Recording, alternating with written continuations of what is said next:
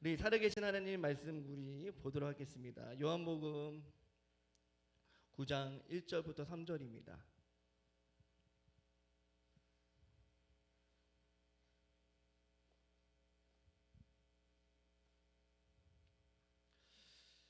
요한복음 9장 1절과 2절과 3절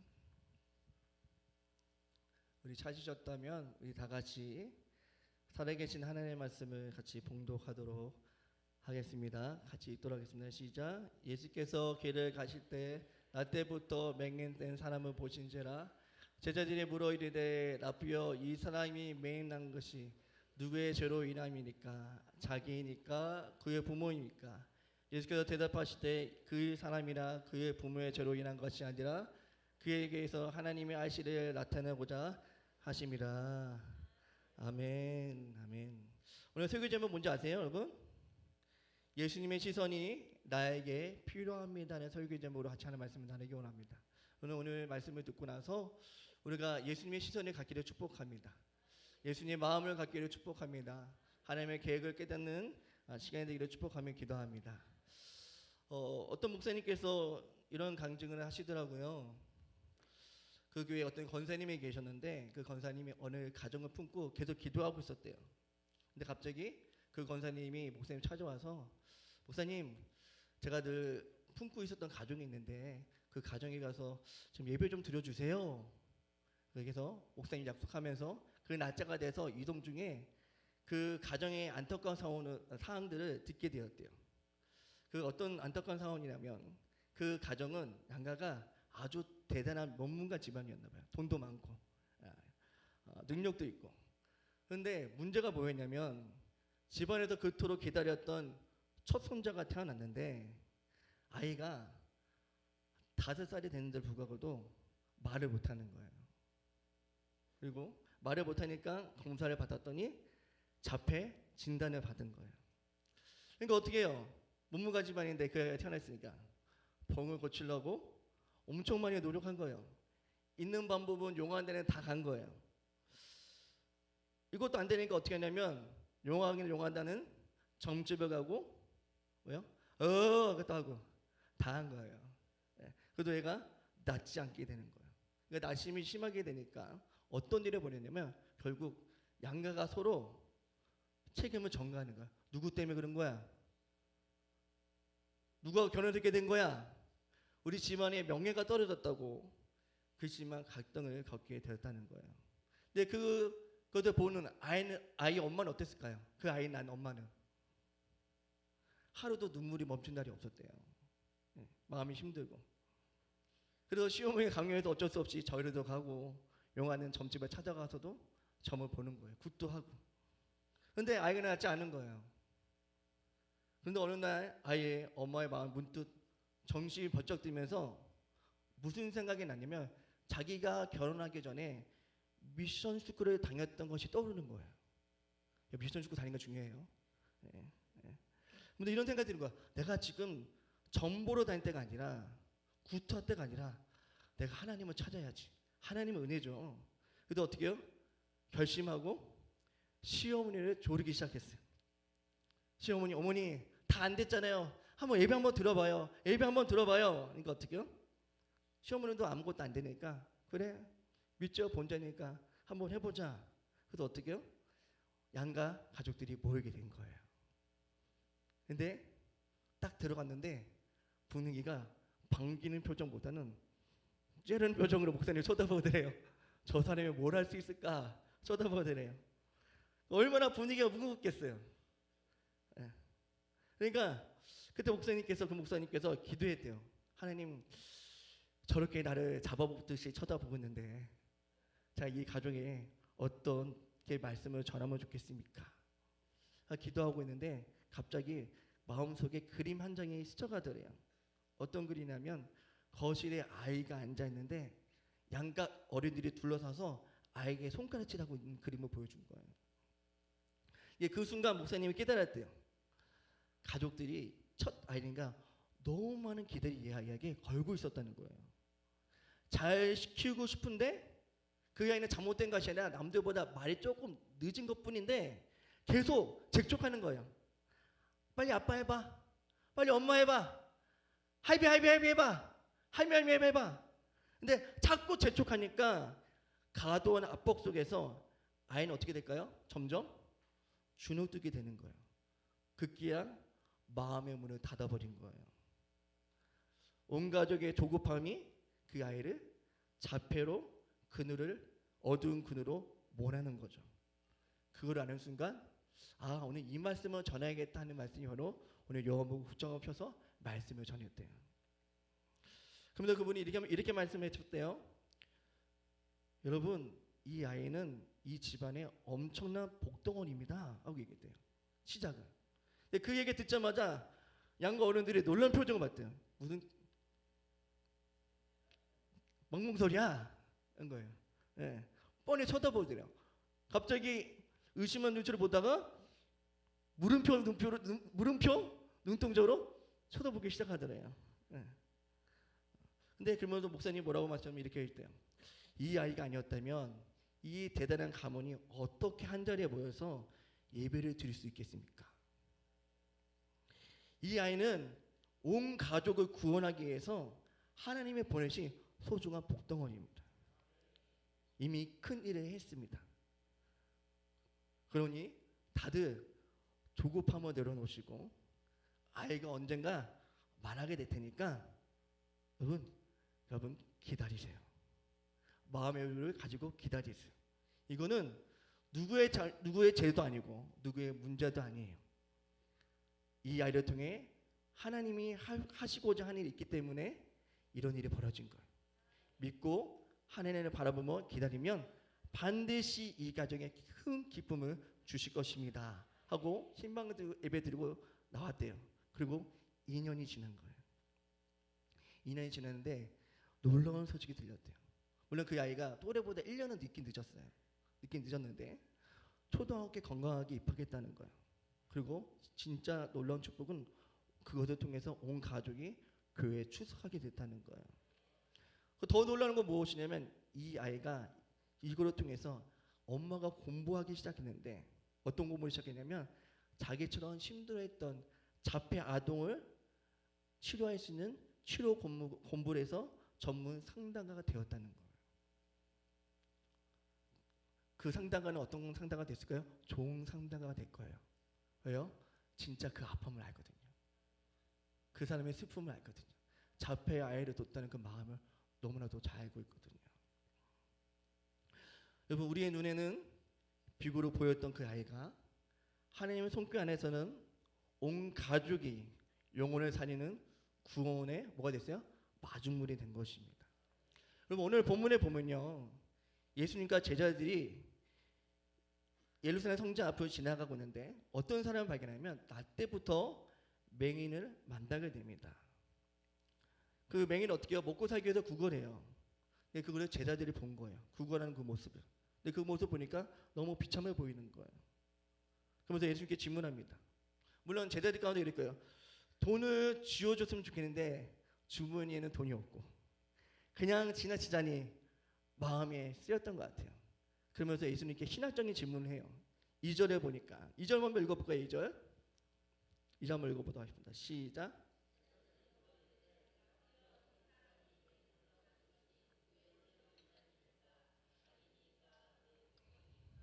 아멘. 여러분, 이 질문 속에는요, 당대 유대인들이 가진 정통적인 인간음봉적 세계관이 고스란히 담겨져 있는 얘기예요. 지금 뭐냐면 모든 고난과 질병은 역경 이면에는 반드시 특정한 죄가 있기 때문에 죄가 숨어 있기 때문에 이렇게 된 거라고 생각했어요. 그러니까 평생 빛을 보지 못한 자의 구원하며 살아가는 이 비참한 인생을 보면서 제자들이 생각하게 된 거예요. 이 지독한 저주, 분명히 그 뒤에는 뭔가 죄가 있을 텐데 그 죄는 누구의 죄일까? 이 사람이 평생 빌어먹고 살아야 되는데 앞에 안 보이고 살아가야 되는데 그러면 이거는 누구 죄 때문일까? 그 생각이 예수님께 질문하게 된 거예요. 만약에 이것이 부모의 죄 때문이라면 이 맹인은 얼마나 억울할까요? 그렇죠? 내가 짓지도 않는 부모님 잘못 때문에 평생을 캄캄한 어둠 속에서 빌어먹고 살아야 한다는 가혹한 운명을 받아들이는 것은 쉽지 않을 거예요. 그렇다고 자기 대 때문에 하고 말한다면 좀 더 억울할 것 같아요. 왜냐하면 태어나서부터 눈이 멀었는데 엄마의 태중에서 얼마나 아이가 죄를 얼마큼 짓겠어요.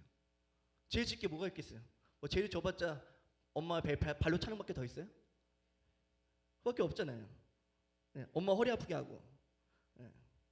근데 분명히 죄의 결과일 것 같은데 원인이 명확하게 규명할 수 없으니 제자들은 어떻게 해요? 답답한 마음으로 예수님께 따질 듯 물었던 거예요. 다시 말해 인간은 참 재밌는 게 뭐냐면 자꾸 어떤 문제에 대해서 원인 규명을 명확하게 하기를 원해요. 이거는 누구 때문이야? 엄마가 아픈 거 아빠 때문이야? 아빠가 아픈 거 엄마 때문이야? 왜 자꾸 뭐요? 자꾸 누구의 탓을 규명하기를 원해요. 여러분 가정만 그럴까요? 이 시대도 그렇습니다. 정치를 보면 그래요. 삼성역 공사 철거 누락 사건, 여러분 투표만 부족 다 누구 때문이야? 다 그럽니다. 또 아이가 사고가 나잖아요? 뭐라고 얘기해요? 당신 때문이야. 아이가 누가 닮아서 이렇게 극성이야? 누구 닮겠냐? 반반 닮았겠죠. 네. 은혜 받지 못하면 뭐라고 얘기해요? 누구 때문이야? 어떤 목사 때문이야? 어떤 성도 때문이냐고 얘기해요. 우리의 삶의 문제가 생기면 자꾸 그 원인을 자꾸만 누구에게 돌리라고 해요. 이거를 사학에서는 뭐라고 하냐면 원인 귀속이라고 합니다. 이거 뭐라고 하고요? 원인 귀속이라고 얘기해요. 유식한다는 원인 귀속이에요. 예. 근데 지금 어떤 불행한 사건이 뭐예요? 누군가의 책임을 규명해 버려서 비로소 우리 마음이 편해지는 상태를 원인 귀속이라고 얘기해요. 우리 자꾸 이거 많이 해요. 쉽게 해요. 누구 때문이야? 그래야지 누구 마음 편하는 거예요? 내 마음이 편한 거예요. 한마디로 나의 무거운 짐을 불편한 마음을 심리를 누구에게 맡기기 원하는 거예요. 근데 우리 신앙인들은 무거운 짐을 누구에게 맡깁니까? 그렇죠. 무거운 짐진자들아 다 내게로 오너라. 내 짐은 쉽니다. 그게 온유예요. 근데 여러분 그거 알고 계십니까? 제가 저번에 창세기 설교하면서 수요 예배 때 한번 설교한 내용인데요.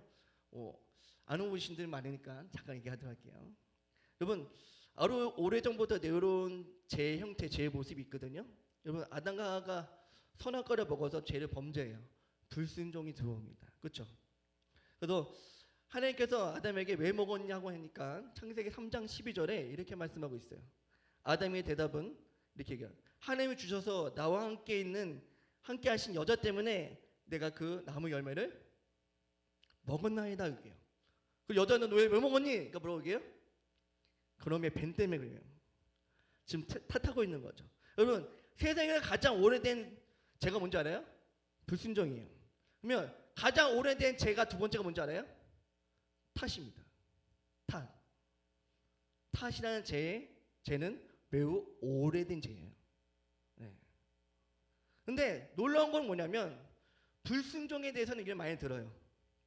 불순종이라는 것은 죄라는 걸 많이 들어요. 근데 탓이라는 죄에서는 우리가 좀 태도가 좀 다릅니다. 여러분 불순종은 나쁘다는 것을 알아요, 몰라요? 알아요. 그렇죠? 우리는 설교도 많이 들어요. 불순종에 대해서. 그렇죠? 그래서 이런 설교 제목도 많이 들어요. 순종하라. 불순종하지 마라. 하나님의 뜻을 따르라. 이런 설교 많이 들으셨어요? 안 들으셨어요? 들었었죠. 근데 두 번째 가장 오래된 죄, 남을 탓하지 마라. 다 내 탓이다. 탓의 위험성 많이 들어보셨나요? 거의 안 들어봤어요. 거의 한 번도 들어보지도 않을지 모르겠어요. 탓하지 마세요. 신기한 거죠. 저도 의견에 자유로울 수 없습니다. 여러분 불순종도 나쁜 건 알지만 여러분 탓도 오래된 죄 중에 두 번째 죄입니다. 우리 가정과 교회와 직장과 보면 뭐가 많은지 알아요? 불순종보다 탓이 많아요. 여러분 부부관계도 보면 서로 사랑해서 결혼했잖아요. 근데 좋아해서 결혼했잖아요. 근데요 재밌는 게 무엇이냐면 탓이 많아요. 남편 탓이래요. 아내 탓이래요. 그 엄마들은 엄마가 배가 나온 거는 다 자녀 탓이래요.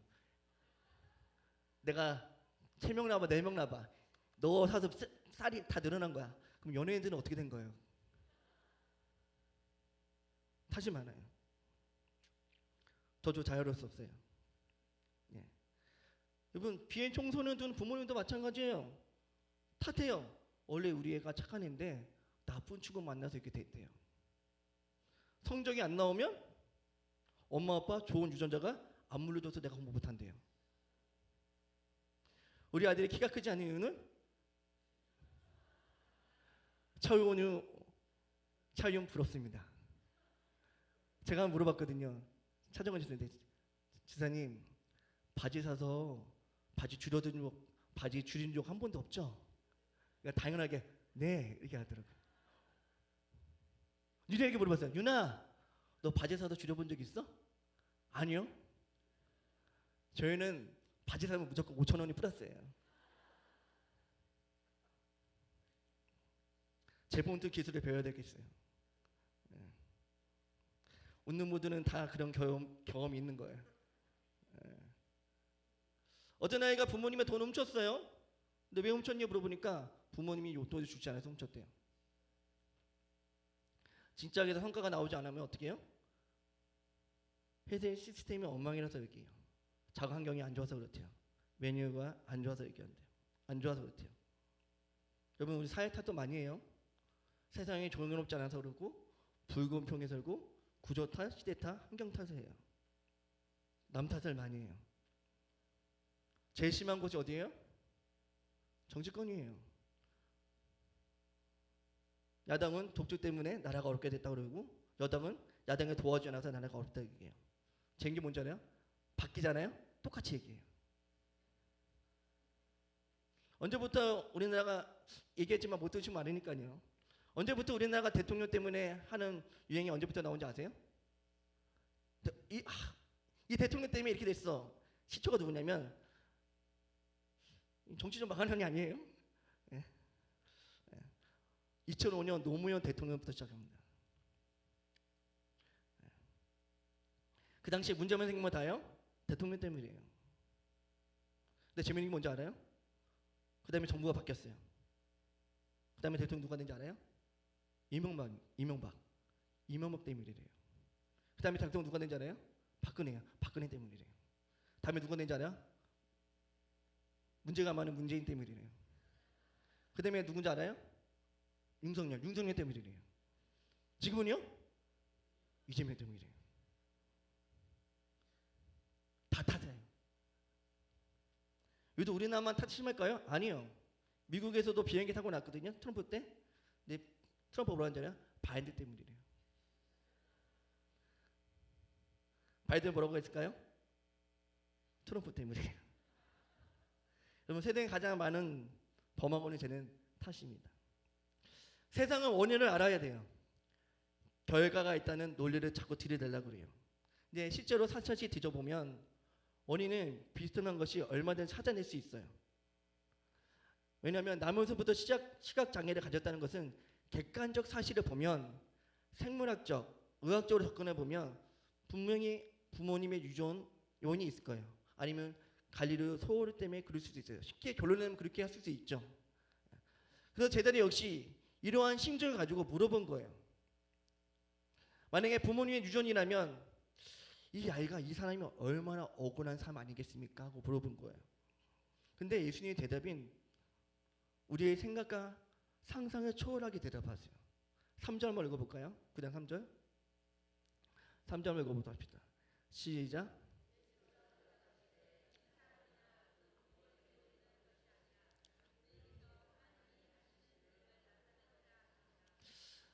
예수님께 뭐라고 말씀하십니까? 이 사람 잘못도 아니고 부모님 죄 때문에도 아니라는 거예요. 오히려 뭐라고 말씀하셔요? 오직 하나님이 하실 일을 나타내고자 하심이라고 대답하십니다. 그러니까 지금 뭐냐면 제자들이 갖고 있는 낡은 인간론적 사고를 완전히 뒤집어 놓는 충격적인 선언이에요. 지금 뭐냐면 고난의 원인을 과거에서 찾지 않았어요. 하나님은 과거에 이것 때문에 그렇게 된 거라고 말하지 않고 하나님은 그를 통해서 이루시 미래의 소망에서 그 문제의 답을 찾고 있다는 거예요. 너무 중요한 거예요. 사람들은 어디서 원인 결과를 찾아요? 과거. 하나님은 그 문제를 어떻게 푸세요? 어떻게 문제를 푸세요? 미래의 소망으로 문제를 푸십니다. 저 사모가 목소리 높이지 말래요. 발음이 안 좋아진다고. 나 자꾸 높여지네요. 자, 그렇다면 이 부모나 매인에게 아무런 죄가 없다는 뜻일까요? 이 사람과 이 부모가 아무 죄가 없다는 뜻이에요? 아니죠. 왜요? 로마서 3장 10절을 보면 의인은 없나니 하나도 없다고 했어요. 부모도 맹인도 하나님 앞에서 뭐예요? 다 죄인입니다. 맞아요. 그런데 주님의 말씀은 이 사람이 맹인에 대해서 불행한 것은 어떤 특정한 죄 때문에 어떤 사람과 인간관계를 맺어서 선입했기 때문에 벌이 주어진 것이 아니라 이 고난의 이면에는 인간의 죄를 뛰어넘는 하나님의 주권의 뜻이 거룩한 섭리가 있다고 말씀하세요. 인간의 뭐가 뭐라고요? 인간의 죄를 뛰어넘는 하나님의 주권과 거룩한 섭리가 있다고 말씀하세요. 즉 뭐냐면 고난에는 과거의 원인만 있는 것이 아니라 고난에는 과거의 원인이 있긴 있어요. 없는 건 아니에요. 과거의 원인만 있는 것이 아니라 더 중요한 게 무엇입니까? 미래의 목적도 있다는 거예요. 근데 우리는 불행을 만나면 자꾸 우리는 인간은 뭐 하는지 아십니까? 과거로 거슬러 올라가려고 해요. 연호도 아닌데. 예를 들면 이런 거예요. 지금 결혼에 불만 많은 사람들이 이런 생각 갖겠죠? 내가 이 인간을 만나지 않았다면, 전에 만났던 사람과 결혼했다면, 그 친구가 선절에 나가지 않았다면, 그때 그 여자 그 남자를 만났어야 되는데, 그때 그 집 살 걸, 괜히 누구 말 들어서. 그런데 여기서 찾다 원인을 못 찾으면요, 어디로 빠진지 아십니까? 불교적인 숙명론에 빠지게 돼요. 그래서 이런 얘기하는 거예요. 내 정생에 무슨 죄가 많아서 이런 개고생인가. 신세를 한탄합니다. 혹시 이런 말 한 적 없으세요? 내 정생에 무슨 죄가 이렇게 많아서. 웃는 분들은 다 한 번씩 한 거죠. 어떤 지사님이 전에 했던 지사님이 상담한 중에 평생 가슴에 묻고 있었던 상처를 얘기를 들은 적이 있어요. 어릴 때 어머님이 돌아가셨는데 어머니가 어릴 때 돌아가니까 얼마나 슬퍼요. 막 울고 있는데 외할머니가 모진 소리를 한 거예요. 그러니까 네 어머니가 너 때문에 속 터져서 일찍 죽었지? 하고 얘기한 거예요. 원래는 대부분 친할머니보다 외할머니가 더 친한 거 아닌가요? 근데 이 자네는 한마디 때문에 어떻게 해요? 가슴에 대못을 박은 거예요. 그러니까 이 집사님은 평생 엄마는 나 때문에 죽었다. 무거운 죄책감 때문에 감옥에서 헤어나지 못하고 계속 울기 시작한 거예요. 왜요? 참으로 잔인한 과거의 원인 귀속이 된 상태인 거예요. 이거를 누구에게 돌린 거예요? 그 외할머니가 자기 손녀에게 돌린 거예요. 그런데 주님은 결코 누구 때문이라고 전제하지 않으셨습니다. 물론 과거의 원인을 배제할 수는 없겠지만 그보다 훨씬 차원 높은 원인을 말씀하셨어요. 그것은 무엇이냐면 미래적인 원인과 목적을 바라보게 하셨어요. 즉 뭐냐면 장차 하나님께서 그 고난을 통해서 나타나신 위대한 계획을 말씀하셨어요. 그렇기 때문에 성도에게 따로 이해할 수 없는 영광과 고난이 허락된다는 것은 사실인 것 같아요. 그런데 과거의 죄 때문에 소경이 되었다는 정죄의 시선과 앞으로 그를 통해 나타날 하나님의 영광 때문에 소경이 되었다는 축복의 시선은 본질적으로 좀 다른 것 같아요. 예를 들어 볼게요. 창세기에 보면 요셉이 나오거든요. 요셉은 어떻게 해요? 형제들에게 팔려서 노예로 팔려갑니다. 억울하게 감옥에 갇히기도 하고요. 만약에 요셉이 과거의 원인만 따졌다면 어떻게 했을까요? 평생 형들을 원망했겠죠. 보디발 아내를 저주하며 살아갔을 거예요. 분노 속에 살아갔을 거예요. 근데 훗날 총리가 된 요셉은 형들 앞에서 이런 고백합니다. 창세기 45장 5절에 보면 한번 PPT 한번 열어주시겠어요? 창세기 45장 5절 말씀. 창세기 45장 5절 없나요? 같이 한번 읽어보도록 하겠습니다. 시작.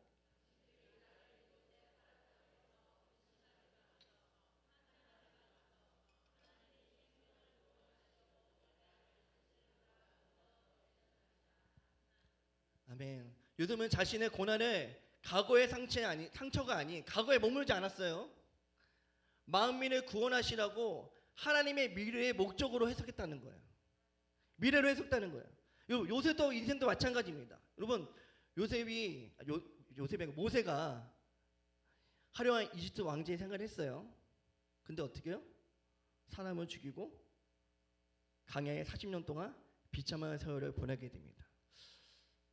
원인을 찾다면 명확하죠. 혈기를 부렸잖아요. 사람을 쳐 죽였잖아요. 제가 털려나니까 파로의 낯을 피해서 도망친 시세가 맞아요. 근데 그것이 전부일까요? 강인한 40년 권의 전부일까요? 아니에요. 하나님의 거대한 구속사적 안목을 보면 이게 모세에게 필요했던 거예요.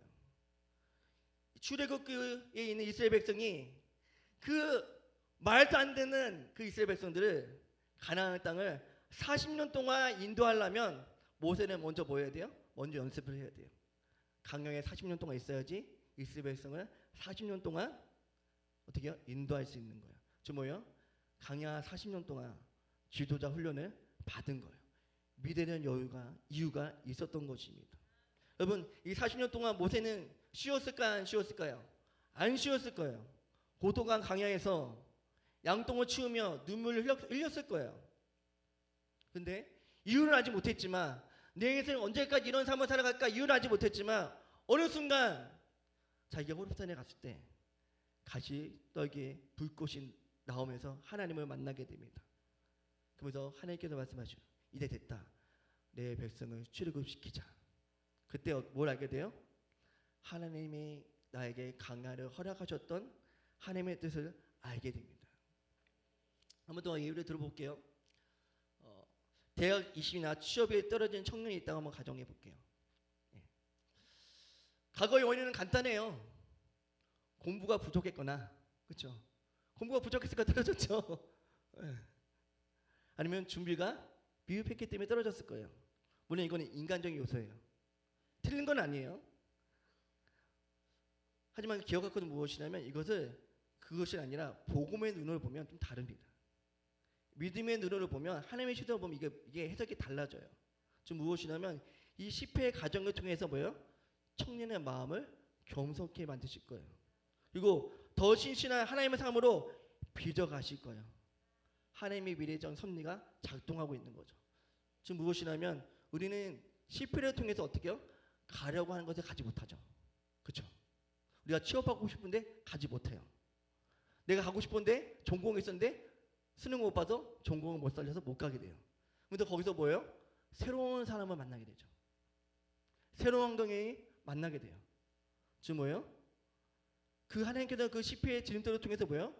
전혀 계획하지 않았던 일들을 시작하게 되는 거예요. 새로운 사람 만남을 통해서 그냥 내가 스스로 한다면 만날 사람만 만날 거예요. 새로운 사람 만나지 않아요. 인간은 자기가 노력해서 새로운 사람 만나지 않아요. 환경에 주어졌기 때문에 새로운 사람 만나는 것이지. 그 어려움 때문에 어떻게 해요? 새로운 자리, 새로운 사람, 새로운 인생을 살게 되는 거예요. 하나님의 인도함을 받게 된 것입니다. 여러분 한번 질문 한번 해볼게요. 여러분 지금까지 여러분이 살아가는데 다 계획대로 인생을 걸어오셨나요? 나는 원래 처음부터 첫날부터 난 상관성교회 다녀야지 하는 분 계세요? 아니잖아요. 여러분이 처음부터 강북교회 살 거를 생각하고 계셨나요? 아닙니다. 네. 때로는 우리는 뼈 아프고 실패를 맛보지만 때로 예측할 수도 없어요. 왜요? 생각하지 않은 폭풍우를 만날 수 있으니까. 하지만 하나님 그 고난을 통해서 뭐예요? 우리를 하나님의 선하신 목적대로 우리를 인도하실 것입니다. 그렇기 때문에 우리는 고난을 당해도 결코 낙심하지 않아요. 좌절하지 않아요. 좌절하지 않으려면 어떻게 해요? 질문을 바꿔야 돼요. 우리의 질문을 바꿔야 돼요. 원인 구속, 과거를 찾는 것이 아니라 하나님 앞에서 찾아야 돼요. 우리 시선이 바뀌어야 돼요. 과거의 원인에서 멈추고 미래의 목적을 물어봐야 돼요.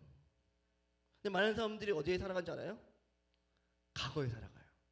내가 예전에 잘 나갔었는데, 내가 이랬다고, 내가 예전에는 처녀 때는 24 뭐 이렇게 했다고. 근데 옛날 사람이 막 보여주더라고요. 나 봐, 옛날에 아신했지? 이렇게 보여주더라고요. 지금이 중요하죠. 지금이 중요한 거예요. 네. 언제까지 그걸 갖고 다니실 거예요? 네. 여러분, 많은 사람들에게 질문해요. 왜 하필 나에게 이런 질병이 찾아왔는가? 그렇죠? 암이라는 그 힘든 병. 물론 암이라고 원인 분석하면 분석할 수 있죠. 가로 때문에, 심한 스트레스 때문에, 건강관리 잘 하지 못해서 여유가 나올 거예요. 근데 그것만 전부일까요? 내가 다친 게 그게 전부일까요? 아니에요. 그 질병을 통하여 내 영혼을 깨우시고 그걸 통해서 하나님의 기쁜 교제를 이끄시는 하나님의 계획이 있다는 거예요. 하나님은 나를 통해서 하나님의 계획하신 미래의 목적으로 나를 인도하시기 위해서 우리가 고난이 있는 거예요. 우리 남편 때문에 어려우신 분 계십니까? 그 고난을 통해서 하나님께서 여러분을 잘하게 하실 거예요. 자녀 때문에 어려우십니까? 하나님 그걸 통해서 여러분 잘하게 하실 거예요. 여러분 과거 원인에 매몰되면 이렇게 얘기할 수밖에 없어요. 너 때문이야. 원망이 되고 너 때문에 안 되면 또 이렇게 얘기해요. 나 때문이야. 작작하면 스스로 넘어지고 쓰러지게 합니다. 그러나 우리의 시선을 좀 높은 차원에 바꿀 필요가 있어요. 우리를 눈을 들어 미래의 목적을 주님께 물을 때 우리 인생에 향한 새로운 영적 시야가 열리게 될 줄 믿습니다. 우리의 시선을 누구에게 돌려야 돼요? 그렇죠. 하나님께 돌려야 되는 거예요. 여러분 우리는 오늘을 살아가기 때문에 내일의 일은 알 수가 없어요. 여러분 시간이 흘러 하나님의 약속이라는 그 미래의 시점을 도달해야지 그 고난의 수수께끼가 풀려요. 지금 수수께끼가 안 풀려요. 내가 고난인 걸 수수께끼 풀리지 않는다니까요. 시간이 지나서 하나님이 원하시는 미래의 관점에 도착해야지 풀리는 거예요. 근데 그게 버티기 어려운 거예요. 참는 게 없는 거예요. 어려운 거예요. 그래서 뭐가 필요해요? 우리 가운데 성령의 9가지 열매 중에 인내가 필요한 거예요. 많은 사람들이 이렇게 얘기해요. 현재 고통만 보면 하나님이 나를 미워하시나 보다. 하나님 내 기도를 안 들어주신 거 보면 나를 별로 사랑하지 않는 것구나. 토탈하면 안 돼요. 여러분 극심한 고난의 대명사가 누구예요? 욥이에요. 그 어두운 터널을 통과하면서 믿음의 고백을 드립니다. 오늘 요한복음 9장과 일맥상통하게 고백하는 것이 있는데 한번 보도록 할게요. 욥기 23장 10절 말씀 한번 보도록 하겠습니다. 욥기 23장 10절 말씀. 자, 한번 보여주시겠어요? 욥기 23장 10절 말씀. 자, 보여주실 거예요. 네, 같이 한번 읽어보도록 하겠습니다. 시작. 그가 나를 단련하신 후에 내가 승같이 되어 나오리라. 아멘. 여러분 지금 우리 내일 길을 잘 몰라요. 사방이 캄캄할 수 있어요. 근데 오직 한 분 나의 하나님은 아신다고 말씀하고 있습니다. 여러분 분명히 말하고 있어요. 나를 무너뜨리라는 것이 아니라 나를 정금같이 비전행시한 미래의 목적이 있다고 분명히 성경은 말씀하고 있습니다.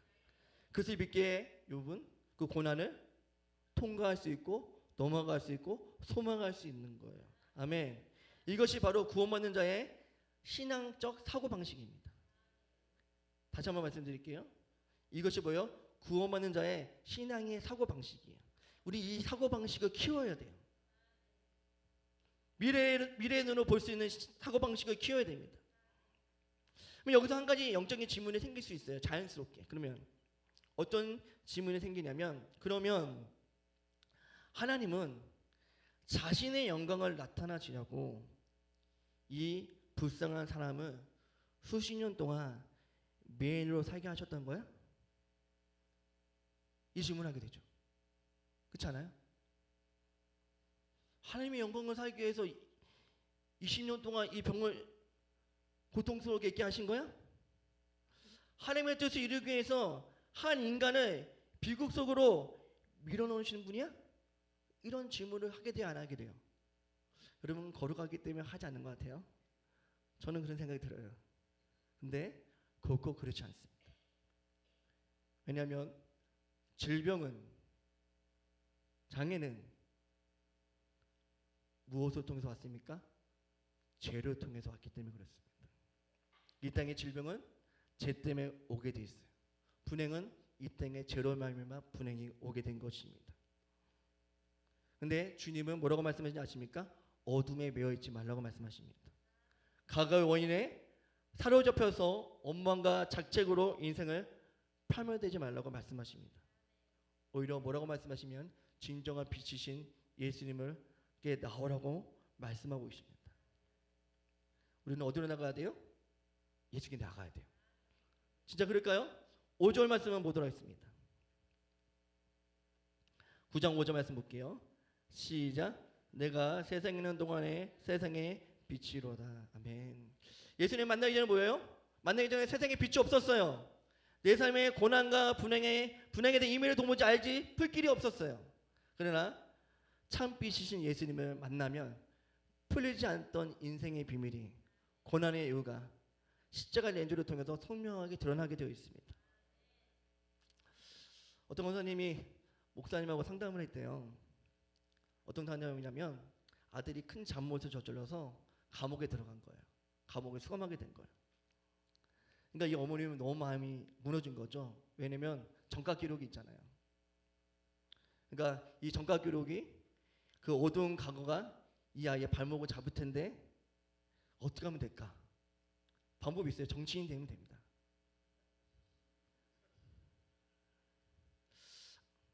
아무튼 이 이야기는 뭐예요? 부모님 생각에는 전과 기록이 있으니까 희망찬 미래가 있을까? 얼마나 마음이 속상했을까요? 풀리지 않는 거예요. 이 아이는 이제 끝난 거 아닌가? 왜 감옥에 있으니까? 전과 기록이 있으니까. 근데 그 얘기 들었던 그 목사님께서 그 성도님에게, 성도님, 제가 복음에 가진 영적인 공식을 설명해 드릴게요 하고 설명해 주는 거예요. 여러분, 세상의 눈으로 보면 아들의 죄를 지어 감옥에 간 거 맞습니다. 죄의 결과가 맞아요. 그러나 그 아드님이 그 타지찬 감옥에서 진정으로 예수님을 만난다면 성경에 말하는 그 아들은 새로운 피조물이 되는 것입니다. 새로운 피조물이 되면서 예수 안에서 그의 저는 사해졌고, 그 옛사람은 예수의 십자가로 못 박았고 과거의 사슬에서 끊어졌습니다. 비록 몸은 여전히 감옥에 있지만 예수를 만나는 그 순간부터 그곳은 더 이상 죄의 대가를 치를 형벌의 장소가 아니라 주님의 주권적으로 임재하셔서 새롭게 태어나게 하는 은혜의 훈련소가 될 것입니다. 과거의 어둠은 더 이상 아이의 발목을 잡지 못할 것입니다. 그러니까 어머니는 낙심하지 마시고 기도하셔야 돼요. 이 아들이 감옥에서 주님을 만날 수 있도록 기도하세요. 예수 그리스도의 십자가는 우리의 모든 어두운 과거를 흡수해서 치료하고 원점으로 돌려놓아서 새 출발하게 할 수 있는 하나님의 능력이 있습니다. 그 때문에 그 아들이 빛이신 예수님을 제대로 만나면 물론 과거 때문에 잘못된 것이 있지만 그것이 그 영혼을 붙잡게 하는 것이 아니라 새로운 창조의 시작이 시작될 거예요. 이 아들이 감옥에서 하나님 만날 수 있도록 기도하셔야 돼요. 우리에게 그런 눈이 필요해요. 주님이 이 새로운 창조의 은혜를 시각의 상징을 보여주는 것이 있어요. 어디 나올까요? 다음 절에 나오겠죠. 6절과 7절 말씀 보도록 하겠습니다. 6절과 7절 한번 읽어볼게요. 시작. 이 말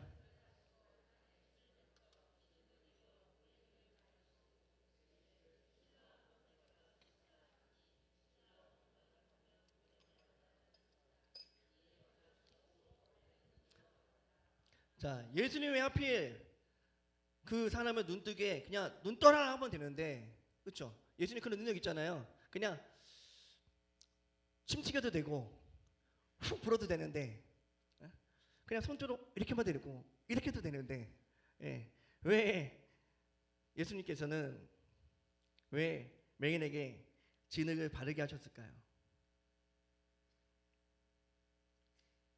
왜냐하면 눈먼 자가 어떻게 해요? 창조의 사역을 다시 들어가려면 어떻게 해요? 인간을 뭘로 만들어졌어요? 그렇죠. 새롭게 창조가 돼야 되는 거예요. 예수님의 생기가 불어져서. 근데 재밌는 건 무엇이냐면 진흙을 발랐어요. 그러면 더 잘 보일까요? 더 안 보일까요? 그렇죠? 안 보이는데 더 안 보이는 거예요. 근데 재밌는 게 있어요. 전 예수님이 좀 답답하다 생각할 수 있는데 안 보는데 뭐라고 얘기했냐면 실로암으로 가래요. 가서 씻으래요. 보이지도 않는데 실로암으로 가서 씻으래요. 여러분, 하나님 그 가운데 말씀할 수 있어요. 근데 순종은 우리가 해야 되는 거예요. 제가 금요일에 말씀드렸죠. 하나님께서 도끼는 떠오르게 할 수 있지만 도끼는 우리가 붙잡아야 돼요. 여러분, 그 맹인은 어떻게 해요? 답답하지만 사람들 어떻게 해요? 부딪히면서 어떻게 해요? 거기를 가는 거예요. 두려움이 없었을까요? 있겠죠. 부딪히고 내가 잘 갈 수 있을까? 신뢰함 쪽으로 제대로 가본 적도 없는데, 근데 거기에 들어가서 물로 씻자 어떤 일이 벌어졌어요? 평생 다쳤던 눈이 어떻게 해요? 떠지기 시작합니다. 눈을 뜬 맹인은 비로소 깨닫게 됐어요. 주변의 이웃들이 말했거든요. 저 사람 구걸했던 맹인 아니야? 맞아. 수건 걸릴 때 그 사람 알게 됐어요. 지난 모든 불행의 역사가 해석되는 간격을 누리게 된 거예요. 내가 소경이었기 때문에 내가 주님을 만날 수 있었구나. 내가 육적으로 보지 못했지만 진짜 내가 영적으로 주님을 보지 못했구나. 그 경이로운 것의 기적을 경험하는 순간 그 사람은 어떤 사람이 됐을까요? 다니면서 주님을 전하는 기적의 영광의 통로가 된 것입니다. 눈을 뜨니까 비로소 알게 된 거예요. 내가 왜 소경으로 살았는지를 알게 되는 거예요. 나를 향한 하나님의 선한 뜻이 무엇인지를 훤히 알게 되는 거예요. 예수님 만나기 전에 뭐예요? 그 맹인은 저주였어요. 어둠이었습니다. 인생의 비극이었어요. 하지만 예수님 만난 순간 순종 결과가 영광스러운 강증이 넘쳤다는 거예요. 여러분, 신뢰하는 뜻이 무엇인지 아십니까? 신뢰하는 뜻이 뭐예요? 보냄을 받았다는 거예요. 여러분, 오늘 주님께서 저와 여러분 가운데 보내신 삶의 자리가 있어요. 거친 가정의 현장이 있고 치열한 이터 자리에 우리를 각자의 신뢰함 가운데 보내줬습니다. 맹인이 신뢰함을 향해 걸어갔을 때 아직 눈이 떠지지 않은 상태로 걸어갔어요. 캄캄하고 답답한 상태로 임의를 모르는 채 발걸음을 옮겼어요. 어쩌면 우리의 사명의 자리를 보내받을 때 내가 왜 이런 삶의 무게를 견뎌야 되지? 이유를 알지 못해 답답하게 많습니다.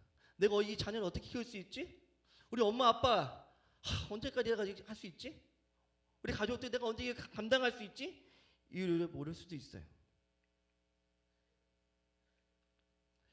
근데 여러분 기억하시기 바랍니다. 이유는 모르지만 주님의 약속을 붙들고 신뢰함으로 갈 때 하나님의 때가 되면 우리 안에 영안이 열리게 됩니다. 그래서 우리는 이런 고백하게 될 거예요. 주님, 나를 이곳에 보내신 이유가 이것 때문이군요 하고 고백할 수 있는 것입니다. 여러분, 우리 가운데 왜 아픔이 없겠어요? 왜 힘듦이 없습니까? 왜 고난이 없어요? 하지만 주님께서 우리 가운데 빛을 비춰주시면, 보게 되면 우리는 무릎을 치게 될 것이고 하나님께 감사와 찬양이 흘러나오게 될 것입니다. 여러분, 우리가 살아가는 실로함은 모습은 각자 달라요. 어떤 사람은 질병일 수도 있고요, 어떤 사람은 물질의 연단일 수도 있고요, 어떤 에게는 자녀의 아픔으로 찾아올 수 있습니다. 처음에는 눈물이 나서 답답하죠. 하지만 참비신 예수님을 의지하고 걸어가면 마침내 우리는 고백하게 될 것입니다. 나의 고난은 나를 저주하고 팔멸시키는 저주가 아니라 나를 정금같이 빚으시는 하나님의 거룩한 섭리라고 고백하게 될 것입니다. 왜냐하면 나보다 나를 더 잘 아시는 하나님께서 내 인생의 최고의 작품을 만들어 가시는 가정이기 때문에 그렇습니다. 여러분, 사랑하는 성도님 여러분들 삶 가운데 더 이상 과거의 원인을 추궁하며 낙심의 자리에 주저앉지 마시고, 누구 때문이야? 무엇 때문이야? 원망과 자책의 늪에 빠져 나오시길 바랍니다. 여러분, 하나님은 과거에 종속되는 분이 아닙니다. 여러분, 하나님은 과거에 매이는 분이 아닌데 우리 자꾸 과거에 매이세요. 하나님은 언제나 우리가 있는 바로 그 자리에서 새 역사를 창조하시는 전능한 하나님이십니다. 여러분, 고난 속에 감추어진 하나님의 미래와 목적과 소망을 바라보시기 바랍니다. 이것이 뭐예요? 예수님의 시선이 우리에게 필요한 이유입니다. 여러분, 다시 한번 힘든 그 자리에서 믿음을 온전케 하시는 예수님을 바라보시기 바랍니다. 바라보시고 주님께 순종하는 그 자리에 걸어가시기를 주님의 이름으로 축복합니다. 우리 찬양하고 기도하고 마치도록 하겠습니다.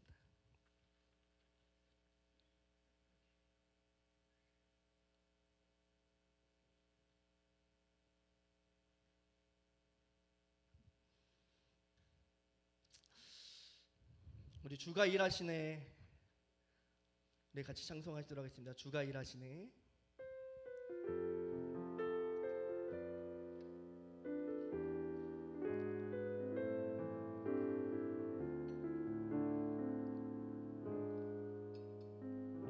날이 저물어 갈 때, 날이 저물어 갈 때, 빈들에서 걸을 때, 그때가 하나님의 때. 내 힘으로 안 될 때, 내 입으로 안 될 때, 빈손으로 걸을 때, 내가 고백해 여호와. 이 무선 마이크 좀 켜주세요. 무선 마이크 켜주면 감사하겠습니다. 우리 모인 이곳에 주님 함께 계시네. 누리네 아버지 은혜. 적은 떡과 물고기 내 모든 것 드릴 때 모두 고백해 여호와. 주가 일하시네. 주가 일하시네. 주가 일하시네. 주께 아끼지 않는 자에게 주가 일하시네. 주가 일하시네. 신뢰하며 걷는 자에게 주가 일하시네. 주가 일하시네.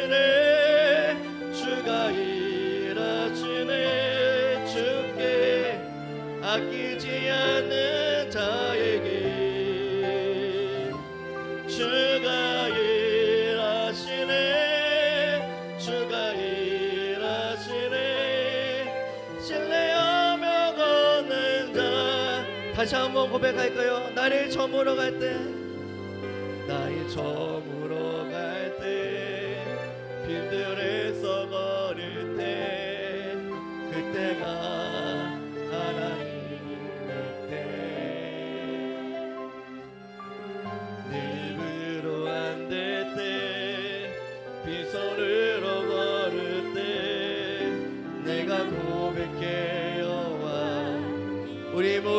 이곳에 주님 함께 계시네.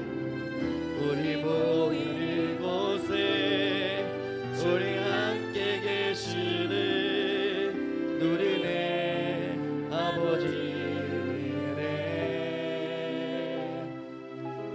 적은 떡과 물고기 내 모든 것들이 때 모두 고백해 여호와. 주가 일하시네. 주가 일하시네. 주가 일하시네. 주께 아끼지 않는 자에게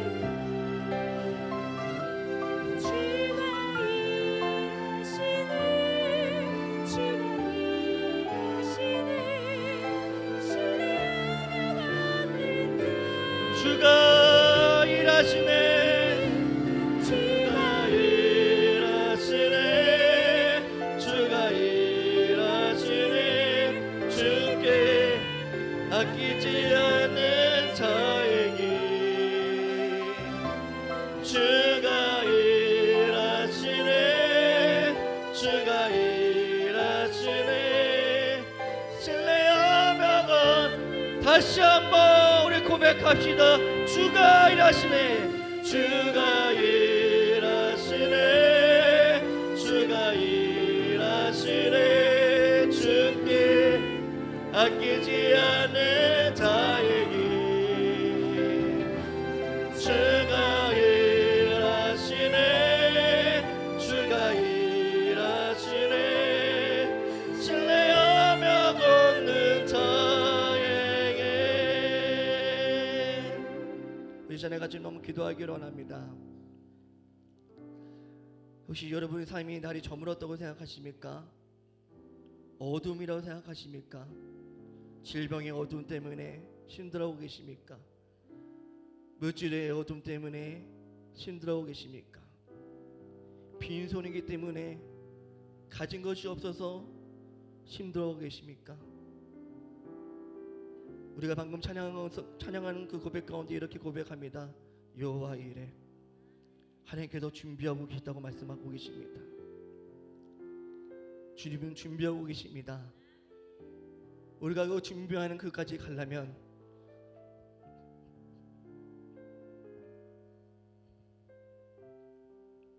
순종의 발걸음이 있어야 됩니다. 그 순종의 발걸음이 무엇입니까? 다시 우리 가운데 말씀의 도끼와 도끼가 회복되는 것입니다. 주여, 주가 일할 수 있도록 순종의 길을 걸어가게 도와주시옵소서. 과거에 매여 있는 것이 아니라 주님께서 나에게 약속하셨던 미래를 볼 수 있는 믿음의 눈을 열게 도와주시옵소서. 내 자녀가 아픈 것은 저주가 아닙니다.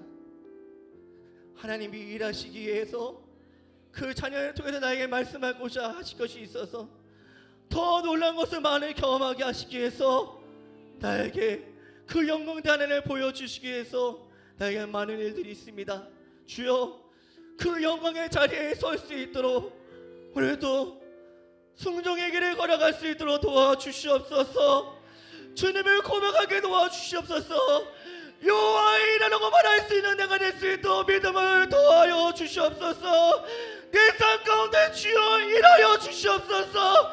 우리 자녀까지 주여 일하여 주시옵소서. 우리가 참아 주여 모이고 동성으로 기도하도록 하겠습니다. 주여, 아버지 하나님, 아버지 하나님,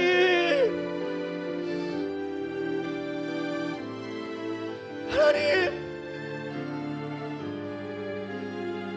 나의 인생은 빈들에서 끝나지 않는 것입니다. 그 빈들에서 하나님을 찾도록 하겠습니다. 하나님, 이스라엘 백성들에게 강야로 끌고 가셨을 때 거기는 먹을 것도 없고 마실 것도 없고 밤에는 춥고 낮에는 더웠지만 하나님 그때마다 먹을 것을 허락하셨고 마실 것을 허락하셨으며 구름을 허락하셨고 나에게 불을 허락하셨습니다. 지금도 주님께서 내 삶 가운데 일하고 계십니다. 과거에 매여있지 않게 도와주시옵소서. 과거의 상처에 매여있지 않게 도와주시옵소서. 자신의 정죄에서 헤어나올 수 있도록 내려가여 주시옵소서. 주님을 바라보며 나아가게 도와주시옵소서. 이제는 우리 가운데 하느님 주의 눈을 허락하여 주시옵소서. 주의 지선을 볼 수 있도록 주여 은혜를 허락하여 주시옵소서.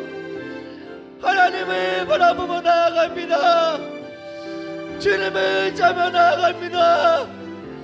주님, 나의 삶 가운데 우리 자녀들 가운데 주여 일하여 주시옵소서. 주여 일하여 주시옵소서. 주님을 바라보고 나아갑니다. 내 힘으로 되지 않습니다. 주님의 은혜를 허락하여 주시옵소서. 주여 은혜를 허락하여 주시옵소서. 주님의 은혜가 너무 내가 필요합니다.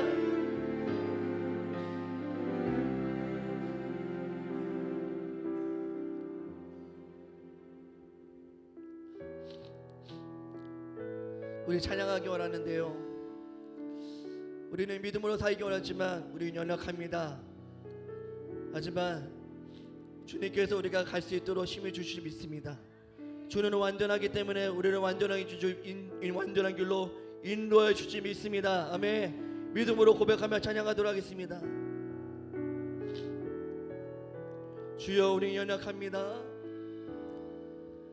주여, 우리 연약합니다. 오늘을 힘겨워합니다. 주 뜻 이루며 살기에 부족합니다. 우리 연약한 주여, 우리 넘어집니다. 주여, 우린 넘어집니다. 오늘 하루 또 실수합니다. 주의 긍휼을 구하는 죄인입니다. 우리 주만 바라보 한없는 주님의 은혜, 한없는 주님의 은혜, 온 세상 위에 넘칩니다. 가릴 수 없는 주 영광, 온 땅 위에 충만합니다. 주님 말이 길이 우리 끝이 따라갑니다. 그날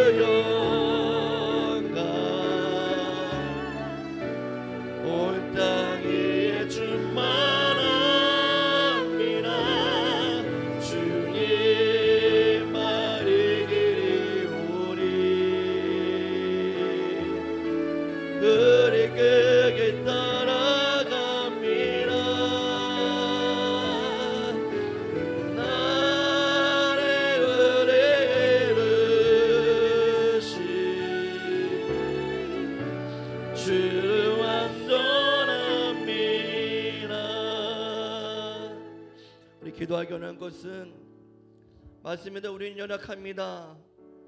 연약하기에 오늘도 살아가는 것이 힘겹습니다. 우리는 연약하기 때문에 넘어집니다. 실수도 많이 합니다.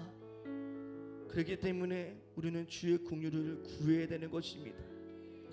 나는 완전하지 않기 때문에 완전하신 하나님께 우리의 삶을 의탁하고 맡겨야 되는 것입니다. 우리 이 시간에 기도할 때 주여 나의 삶을 주께 맡깁니다. 내 자녀를 주께 맡깁니다. 내 신과 내 능력으로 우리 자녀를 이끌 수 없습니다. 내 삶을 바꿀 수 없습니다. 하나님 내 신과 내 능력으로 하나님의 질병을 새롭게 고칠 수 있는 능력이 없습니다. 완전하신 하나님께서 치료해 주셔야 됩니다. 치료하여 주시옵소서. 우리 조은희 지사님을 기도해 주시고 윤창원 지사님을 기도해 주시고 김영배 지사님을 기도해 주시고 이면자 권사님을 위하여 기도해 주시고 권효중 권사님 그 다치셔서 오른쪽 갑이뼈 골절되셨는데 깨끗하게 나을 수 있도록 은혜를 베풀어 주시옵소서. 완전하신 하나님께서 역사해 주셔서 깨끗한 치유가 일어날 수 있도록 주여 역사하여 주시옵소서. 우리 연약하지만 주님은 하실 수 있는 분이십니다. 우리가 주님께 의탁하며 맡기며 하나님께 기도하도록 하겠습니다. 주여 주여